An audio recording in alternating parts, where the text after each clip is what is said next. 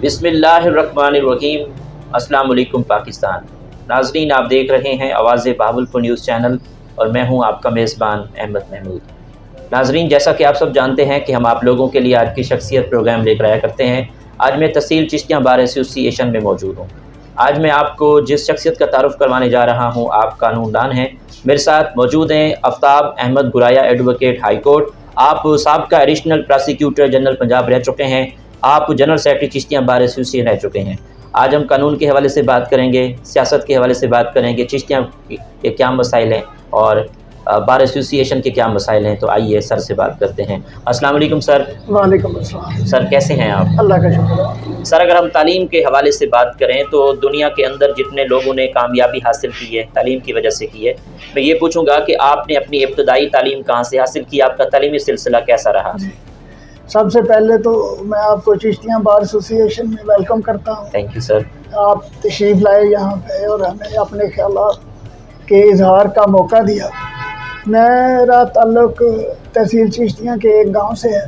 ठीक सर। वो इब्तदाई तालीम दारावाला से हासिल की मैट्रिक तक, फिर चिश्तियाँ से FSC की, उसके बाद मैंने SC कॉलेज बहावलपुर से ग्रेजुएशन की और फिर ज़करिया यूनिवर्सिटी से पोस्ट ग्रेजुएशन की इंग्लिश में।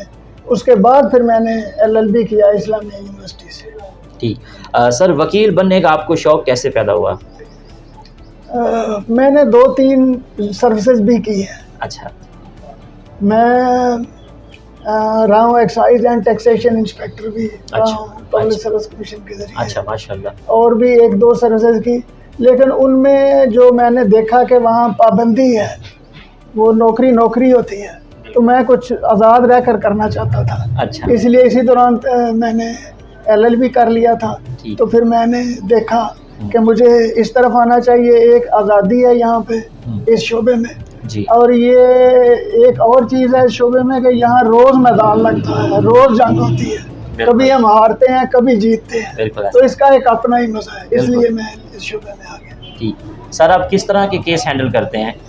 यहाँ हमारे बहावलपुर डिवीज़न में मोस्टली और चिश्तियाँ में 2 किस्म के केसेस होते हैं, सिविल और क्रिमिनल लिटिगेशन, ये है, बाकी और तो कोई है नहीं है। तो ये दोनों किस्म के केसेस ही मैं करता हूँ। ठीक। आपने वकालत का आगाज़ कब किया? मैं 95 से, अक्टूबर 95 से कर रहा हूँ। ठीक। सर, एज अ सीनियर कानूनदान एक अच्छे वकील में क्या खसूसियात होनी चाहिए, क्या देखते हैं आप? अच्छा वकील होने के लिए सबसे पहले जो 3 चीज़ें हैं कि वो कहते हैं कि जो आपके पास केस है उसके फैक्ट्स का पता होना चाहिए कि आप उसके फैक्ट्स क्या हैं। उसके बाद नो दी लॉ कहते हैं कि उस पर लॉ कौन सा अप्लाई होगा, वो उसको पता होना चाहिए। और उसमें जो प्रीवियस जजमेंट्स हैं ऑनरेबल कोर्ट्स की, हाई कोर्ट की या सुप्रीम कोर्ट की जी, वो उस पर कौन कौन सी अप्लाई होती है। और उसके बाद एक वकील को पता होना चाहिए कि आगे नो द जज जिसे कहते हैं कि जज साहब की क्या सूरत हाल है, वो कि कौन सी चीज़ को अप्रिशिएट करते हैं या उनका मिजाज क्या है, वो जानना भी बहुत ज़रूरी है किसी केस में कामयाबी हासिल करने के लिए। ठीक। सर, अदालतों में इंसाफ की फरहमी में कौन सी बड़ी रुकावट है? बहुत सारे फैक्टर्स हैं इसमें, वो किसी एक को उसमें ज़िम्मेदार नहीं ठहराया जा सकता।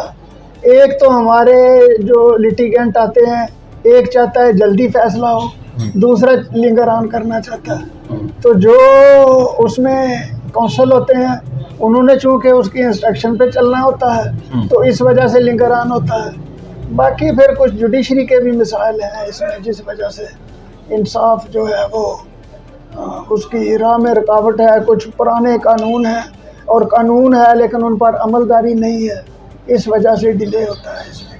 ठीक। सर, चिश्तियाँ बार एसोसिएशन में यंग वकला के क्या मसाइल हैं? सबसे बड़ा मसला तो उनका चैम्बर्स है। चैम्बर नहीं है यंग वकला के पास, वो बेचारे इधर उधर भटकते फिरते हैं। उन्हें चैम्बर अगर मिल जाए तो वो भी सुकून से अपना काम कर सकें, तो ये सबसे बड़ा मसला तो यही है, बाकी तो काम चलता ही है। ठीक। सर, वकील मुआशरे की इस्लाह के लिए क्या किरदार अदा कर सकता है? वकील जो है ये मुआशरे का बहुत ही अहम हिस्सा है और इसका बहुत ज़्यादा ये अपना किरदार अदा कर सकता है मुआशरे की इस्लाह में, क्योंकि जो मुआशरे की इस्लाह का बुनियादी जुज़्व है वो कानून की अमलदारी है।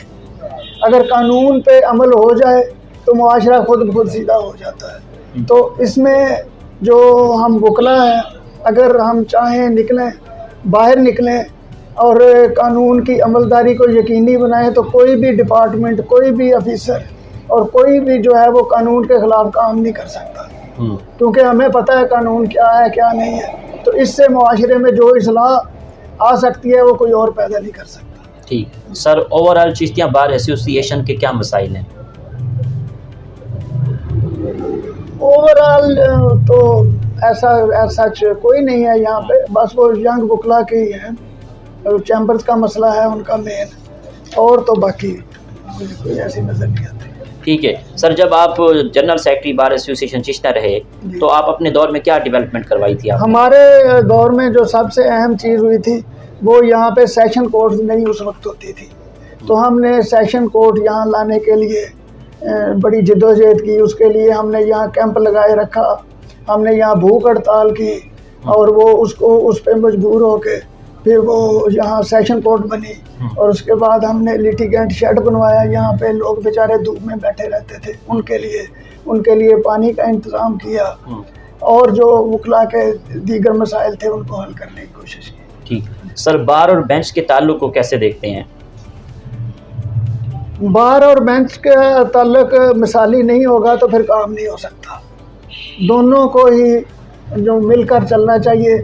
जजेस को वकला की इज़्ज़त करनी चाहिए और वकला को जो है वो समझना चाहिए, अपने पेशे के साथ मुखलस होना चाहिए, तो फिर बार और बेंच का ताल्लुक जो है वो सही रहता है, उसमें कोई रुकावट पैदा नहीं होती। ठीक है, एज अ सीनियर कानूनदान मौजूदा सियासी सूरत हाल के हवाले से क्या तबसरा है आपका? मौजूदा सियासी सूरत हाल में तो मेरा अपना नज़रिया हो सकता है, मेरे साथ कोई इख्तलाफ करे कि ये वाकई एक मुल्क के लिए डिफाइनिंग मोमेंट है।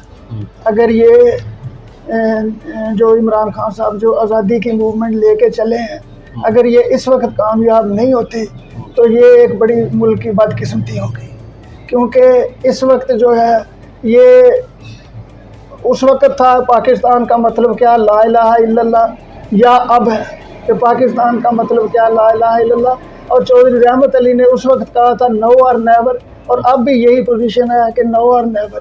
अगर इस वक्त हम कामयाब नहीं होते इसमें ये अमेरिका की ग़ुलामी से निकलने के लिए, तो फिर बड़ी बदकिस्मती होगी इस मुल्क की। ठीक सर, पाकिस्तान के मौजूदा तलीमी निज़ाम के बारे में क्या कहेंगे? मौजूदा तलीमी निज़ाम जो है ना, ये वही है, तबकाती निज़ाम ये पैदा कर रहा है। ये साबका हुकूमत ने जैसे कोशिश की थी कि एक जैसा तालीमी निज़ाम हो हर जगह, तो उसमें कोई फ़र्क नहीं पड़ता था, वो एक निसाब होता तो कोई सस्ते स्कूल में पढ़ता या महंगे स्कूल में पढ़ता। तो एक तो ये है, इसमें बुनियादी चीज़ जो है कि तालीमी निज़ाम जो है वो एक जैसा होना चाहिए, निसाब एक जैसा होना चाहिए, चाहे कुछ भी हो। अब ये बड़ा डिफरेंस पैदा हो रहा है कि जो आला स्कूलों में पढ़ते हैं, जिनकी अंग्रेज़ी बेहतर होती है, वो आगे तरक्की करके निकल जाते हैं, जो दूसरे स्कूल में पढ़ते हैं वो पीछे रह जाते हैं। और दूसरी बात यह है कि हमारा तालीमी निज़ाम जो है ये अच्छे इंसान पैदा करने की बजाय ये डिग्रियां देता है। यानी जब बच्चा स्कूल में दाखिल होता है तो वालिदैन को यही होता है कि ये नंबर ज़्यादा से ज़्यादा कैसे लेगा, टीचर्स भी इसी पे नंबर ज़्यादा से ज़्यादा कैसे होगा। ये किसी को ख्याल नहीं है कि इसको कोई तालीम भी देनी है, इसको अच्छा इंसान भी बनाना है। नहीं, नंबरों की दौड़ है और नंबरों की दौड़ पे जो सारा मुल्क लगा हुआ। और उसमें देखें आप कि पढ़े से पढ़ा लिखा लोग जो है, हमारी ब्यूरोक्रेसी जो है, इससे ज़्यादा तालीम याफ्ता CSS करके आते हैं कौन होगा, और उनका आप देख लें ज़्यादा का अखलाकी मेयार क्या है। उसकी वजह यही है कि तवज्जो सारी नंबर्स पर है और सारे इस पे नहीं है कि हमारी अखलाकियात क्या होनी चाहिए, हमारी माशरे में ज़िम्मेदारी क्या है, वो नहीं है इसमें। तो इस लिहाज से ये बहुत बड़ा फॉल्ट है हमारी तालीमी निज़ाम में, और माशरे की तबाही का बायस ही यही बन रहा है कि अब हमने ये तो पढ़ा कि सफाई निस्फ़ अमान है, लेकिन वो सफाई एक नंबर लेने के लिए हमने पढ़ा। अब ये नहीं है कि वो दिल में बात नहीं उतरी कि सफाई निस्फ़ अमान है। अगर ये बात होती तो यहाँ कहीं गंद ना होता। इसी तरह झूठ मत बोलो, और ये भी हमने पढ़ा, बच्चा पहली जमात से पढ़ता है लेकिन वो नंबर लेने के लिए पढ़ता है कि उसने याद कर लिया, यानी मेमोराइजेशन है, याद करना है और कुछ नहीं है। और ये माशरे में जो झूठ की सूरत हाल है वो आपके सामने है। ये बहुत बड़ा फॉल्ट है हमारे तालीमी निज़ाम में। ठीक सर, आपकी नज़र में कामयाबी क्या है? कामयाबी मेरी नज़र में तो अगर एक बंदा जी इस दुनिया में आता है और वो अल्लाह ताला के अहकामात के मुताबिक ज़िंदगी गुजार जाता है तो वो कामयाबी है। बस इसमें जो है उसके मुताबिक गुजारता है तो उसमें हो सकता है उसको जो कामयाबी के असूल हमने तय किए हैं, रुपया पैसा या इस किस्म की चीज़ें या दुनियावी कामयाबी, वो भी हासिल हो जाती है। ज़रूरी नहीं है कि वो उसको वो इन चीज़ों से महरूम हो जाएगा। ठीक, आपकी इस कामयाबी के सफ़र में दोस्तों का, असातिज़ा का, वालिदैन का कितना साथ रहा? सबकी साथ रहा, सब ने इनकरेजमेंट की है।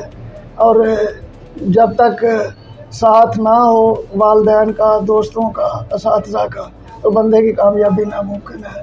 तो यकीनन सर किसी ने हौसला अफजाई की है, तो इस वजह से। ठीक, आपको सैर व सियाहत का कितना शौक़ है? पाकिस्तान के कौन कौन से शहर अच्छे लगते हैं? सारा पाकिस्तान ही अच्छा लगता है, जब कभी मौका मिलता है तो फिर जाते हैं साल में 1-2 दफ़ा। बहावलपुर के बारे में क्या तासरात हैं? बहावलपुर तो मैं समझता हूँ कि पाकिस्तान का सबसे खूबसूरत, साफ़ सुथरा और अच्छा शहर है कि वहाँ अभी इतना रश नहीं है जितना बड़े शहरों में पिंडी, मुल्तान, फैसलाबाद या लाहौर में है। और जितनी सफाई है वहाँ पे, और वहाँ पे ग्रीनरी भी है, और वैसे भी महल्लात का शहर कहते हैं। और लोग जो बहावलपुर के हैं वो भी बड़े अच्छे हैं और बड़े प्यार करने वाले हैं। तो मुझे बहुत पसंद है बहावलपुर, और मेरी ज़िंदगी का ज़्यादा अरसा जो है बहावलपुर में गुजरा। अब भी मैं हाई कोर्ट जाता हूँ, 3-4 दिन में ही रहता हूँ। ठीक सर, सुबह बहावलपुर या मुल्तान, क्या राय है आपकी? बहावलपुर तो हमारी रियासत है, ये तो 51 में शायद शामिल हुई थी पाकिस्तान के साथ, तो इसको तो अलहदा होना चाहिए। इसको सूबे का तो सवाल ही पैदा नहीं होता। ये तो हमारा तो सूबा जिसको मर्जी बनाए, मुल्तान को बनाए या जिसको भी बनाए, लेकिन हमारा जो बहावलपुर है इसको इंडिपेंडेंस दें, इसको अलहदा करें, हम जाने बहावलपुर जाने सारा। ठीक सर, आपकी आइडियल पर्सनैलिटी कौन है, जिसको आइडियल मानते हैं? आइडियल पर्सनैलिटी तो हमारे नबी करीम हज़रत मोहम्मद सल्लल्लाहु अलैहि वसल्लम। ठीक सर, आखिर में सुनने वालों को, देखने वालों को, वकला बरादरी को, चिश्तिया की आवाम को एज अ कानूनदान क्या मैसेज है आपका? मैसेज यही है कि एक तो आजकल बर्दाश्त बहुत ख़त्म हो गई है हमारे माशरे में, कि इसमें ख़ास करके 2 जो सब्जेक्ट्स हैं, एक मज़हब में जहाँ पे डिस्कशन होती है और एक जहाँ पे सियासत पे डिस्कशन होती है। तो मेरी तो गुजारिश सबसे यही है कि हर किसी का अपना पॉइंट ऑफ व्यू है, हर कोई किसी चीज़ को अच्छा समझता है, किसी चीज़ को बुरा समझता है। हम में हौसला होना चाहिए दूसरे का पॉइंट ऑफ व्यू सुनने का और अपना बताने का। सुकून से, सब्र से सुने, जो आप बेहतर समझते हैं वो कर लें। ठीक सर, बहुत शुक्रिया, thank you. Thank you very much. जी तो नाजरीन, आपने आज की शख्सियत प्रोग्राम सुना। एक नए प्रोग्राम में मुलाकात होगी, तब तक अल्लाह हाफ़िज़, अल्लाह निगहबान, पाकिस्तान जिंदाबाद।